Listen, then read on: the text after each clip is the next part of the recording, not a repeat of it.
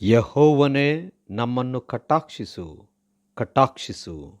ಅಪಮಾನ ಹೊಂದಿ ಹೊಂದಿ ನಮಗೆ ಸಾಕಾಯಿತು. ಸೋಮವಾರ 9 ನವೆಂಬರ್ 2020 ಇಸ್ವಿ.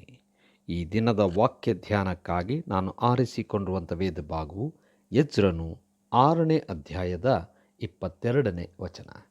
ಇದಲ್ಲದೆ ಇಸ್ರಾಯೇಲ್ ದೇವರ ಆಲಯವನ್ನು ಕಟ್ಟುವುದರಲ್ಲಿ ಅಶ್ಶೂರದ ಅರಸನು ತಮಗೆ ಸಹಾಯ ಮಾಡುವಂತೆ ಯೆಹೋವನು ಅವನ ಮನಸ್ಸನ್ನು ತಿರುಗಿಸಿ ತಮಗೆ ಸಂತೋಷವನ್ನು ಉಂಟು ಮಾಡಿದ್ದಾನೆ ಎಂದು ಹರ್ಷಿಸುತ್ತಾ 7 ದಿವಸದವರೆಗೂ ಹುಳಿಯಿಲ್ಲದ ರೊಟ್ಟಿಗಳ ಜಾತ್ರೆಯನ್ನು ಆಚರಿಸಿದರು ಎಂಬುವಂಥದ್ದೇ.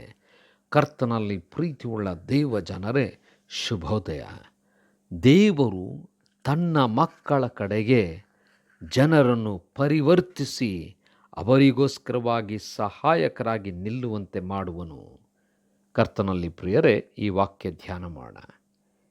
ಈ ದಿನದ ಶೀರ್ಷಿಕೆ ದೇವರೇ ಜನರನ್ನು ನಮಗೋಸ್ಕರವಾಗಿ, ನಮ್ಮ ಕಾರ್ಯ ಮಾಡುವುದಕ್ಕೋಸ್ಕರವಾಗಿ ಬದಲಾಯಿಸುವಂಥವನಾಗಿದ್ದಾನೆ. ದೇವರ ನಾಮಕ್ಕೆ ಸ್ತೋತ್ರ ಉಂಟಾಗಲಿ.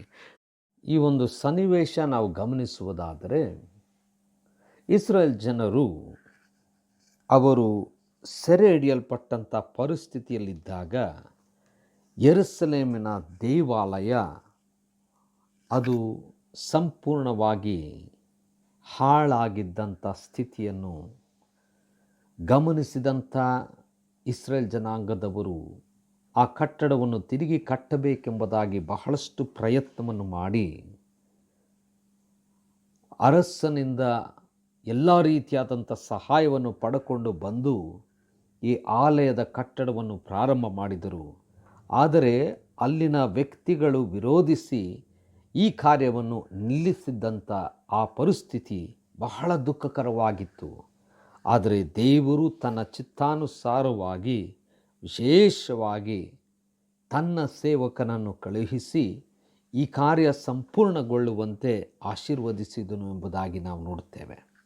ಇಂಥ ಪರಿಸ್ಥಿತಿಯಲ್ಲಿ ಕಟ್ಟಡವನ್ನು ಕಟ್ಟುವಂಥ ಆ ಸ್ಥಿತಿಯಲ್ಲಿ ನಿಂತಂಥ ಸ್ಥಿತಿಯಲ್ಲಿ ಬಹಳಷ್ಟು ಬೇಸರಗೊಂಡಂಥ ಇಸ್ರಾಯೇಲ್ಯರು ದೇವರ ಕಡೆಗೆ ನೋಡುವಾಗ ದೇವರು ಅವರ ಎಲ್ಲ ಕಾರ್ಯದಲ್ಲೂ ಎಲ್ಲ ಕೆಲಸದಲ್ಲೂ ತನ್ನ ಸಹಾಯ ಆಶೀರ್ವಾದ ಕೊಟ್ಟಿದ್ದರಿಂದ ಅದ್ಭುತಗಳು ಅವರ ಜೀವನದಲ್ಲಿ, ಸಮುದಾಯದ ಜೀವನದಲ್ಲಿ ನಡೆಯಿತು. ಕರ್ತನಲ್ಲಿ ಪ್ರಿಯರೇ, ಅನೇಕ ಸಂದರ್ಭದಲ್ಲಿ ಯಾವ ವ್ಯಕ್ತಿಗಳು ನಮಗೆ ಅಡ್ಡಿಯಾಗಿದ್ದಾರೋ ಅಂಥವರನ್ನೇ ದೇವರು ನಮಗೋಸ್ಕರವಾಗಿ, ನಮ್ಮ ಕಾರ್ಯಗಳಿಗೋಸ್ಕರವಾಗಿ ಪರಿವರ್ತಿಸಿ ನಿಲ್ಲಿಸಿ ನಮಗೋಸ್ಕರವಾಗಿ ಕಲಿಸುವಂಥವನಾಗಿದ್ದಾನೆ. ಅದಕ್ಕಾಗಿ ನಾವು ಎಲ್ಲ ಸ್ಥಿತಿಯಲ್ಲೂ ದೇವರನ್ನು ನೋಡೋಣ.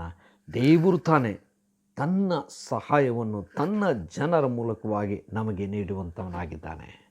ಕರ್ತನೇ, ದಯಾಮಯ ಸ್ವಾಮಿ, ನಿನ್ನ ಪ್ರೀತಿ ಅಪಾರವಾದದ್ದು, ನಿನ್ನ ಕೃಪೆ ಶ್ರೇಷ್ಠವಾದಂಥದ್ದು. ನಿನ್ನನ್ನು ಯಾವಾಗಲೂ ನೋಡುತ್ತಾ ನಿನ್ನನ್ನು ಮಹಿಮೆ ಪಡಿಸುವ ಹಾಗೆ ನಮ್ಮನ್ನು ನಡೆಸು. ಯೇಸುವಿನ ನಾಮದಲ್ಲಿ ಪ್ರಾರ್ಥನೆ ದೀನತೆಯಿಂದ ಬೇಡಿದ್ದೇವೆ ತಂದೆಯೇ, ಆಮೆನ್.